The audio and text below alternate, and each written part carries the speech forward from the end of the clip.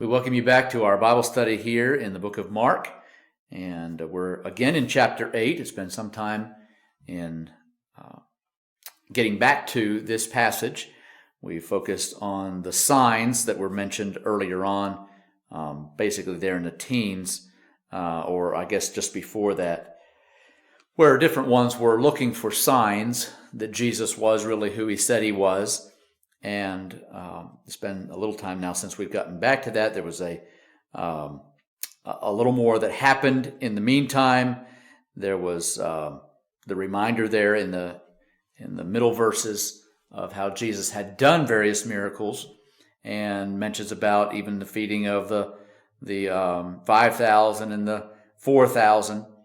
And then there was a miracle also in the man being healed of blindness. But I'd like to jump ahead now to verse 27 and then down just a few verses there and kind of focus a little bit on what we might consider to be sort of the cap sheaf of it all, of Jesus' ministry, of the disciples following after him. And really it comes down to what you and I feel and know in our own souls also. And so let's kind of focus there for just a little bit here today, and maybe just a quick reminder of what God expects for each one of us. And verse 27 tells us how Jesus went out along with his disciples. They went into the towns of Caesarea Philippi. And along the way, then he asked the disciples this important key question. He says, "Whom do men say that I am?" Now, there probably had been thoughts through the years of who that would be, and maybe as this individual rose or that individual rose, maybe they felt like, oh, this must be the Messiah. And maybe it even mentions here several: John the Baptist, Elias, or we would say Elijah would be our understanding of that, and others, maybe some other prophet.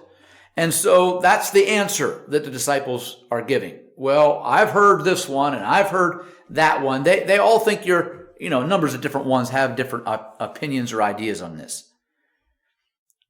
But then Jesus brought it right down to them, and this is where we really need to focus. He says, "But whom say ye that I am?" You're my disciples. You've been with me all this time, and you've seen the miracles. You've partaken in that or participated in that. Who do you say that I am? And Peter, as was often the case, spoke up, and he says, "Thou art the Christ." You're the Messiah. We know that. I believe there's another gospel where he says, it's added in there, the Son of the living God. We know you're the one you say you are. We know you're the Messiah. And Jesus charged them that they should tell no man of him. He didn't necessarily, at that point, it wasn't time for him to be mentioned as the Messiah, although I'm sure probably many people were already discussing that. But it's not time to make an announcement about that at this point. But what we really get back to is the question there in verse 29. You see, a lot of us probably have known about the gospel. Maybe we even grew up in a Christian home. Maybe we memorized scriptures from early ages, learned the songs, attended church, at Sunday school, and all those things. We know what it means to be a Christian to a large extent. But it really comes down to, what about you? That's sort of the question that comes to our minds and to our attention here today. What about you? You can talk about what so-and-so experienced, or how the healing took place over here, what that person thinks of Jesus, the experience that they've had with him.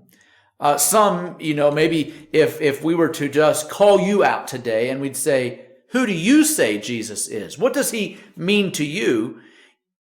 Maybe we would kind of drill down even a little bit. What has he done for you spiritually? What position are you with God right now? Really, many would like to say, well, I had a praying grandmother, or my parents were really God-fearing, and I go to a great church, but that's not really the question. And sometimes, and I've been there, okay, so I know where I'm talking about, or I know what I'm talking about. I know where maybe even you are today. Not you specifically, but I know the situation. And sometimes maybe we'd like to say, well, I know somebody who was really a genuine Christian. But what about you? Or maybe you'd even go a little further and you'd say, I know somebody who lives a holy life day after day. I have confidence in them that God just governs their life. But what about you?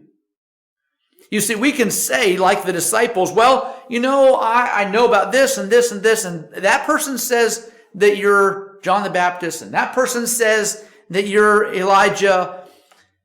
But Jesus brings it right down and sort of points his finger right at them and says, but what about you?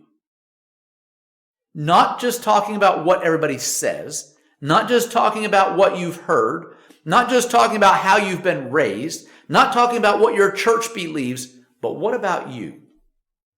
That's really what the question comes down to. And so can we, a little bit in our own 21st century jargon, could we say, you're my Savior. You're my Master. You're my Lord. Is that what we can say? Peter here says, thou art the Christ.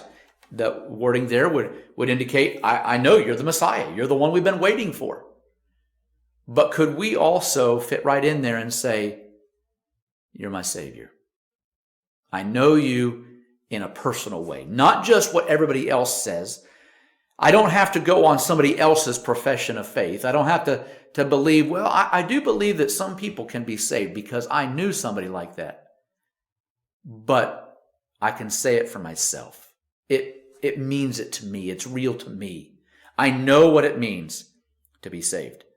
And so today, I know this is sort of maybe a little heavy, but I'd like for us just in those 3 verses to ask ourselves the question, do I know it for me? Does it mean it to me? Is he who he came to be and claimed to be? Is he that to me? Have I really, truly received him as Lord and Savior? And so today, that question, I hope, goes with you. Who do you say that he is? So think about that this week. And I hope that you really, truly know it for real.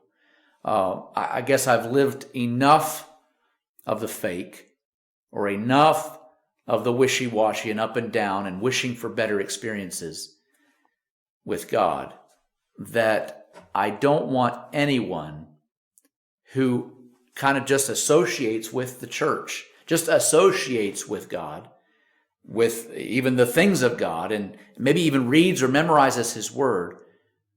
I don't want any of you to go through all those things but not know that he's your Savior, not know who he is to you. And so, again, even in the comments or in if you know me personally, have my phone number, I'd be glad to talk to you about it. If you don't really know, because we can talk a lot about who he's supposed to be, who he came to be, but it has to mean it to me. Well, God bless you. Keep thinking on that, praying about it until you know, if you don't know him, that you know who he really is, not just as a historical figure, but as Lord and Master of your life. God bless you this week. We'll hope to be back with you again next time.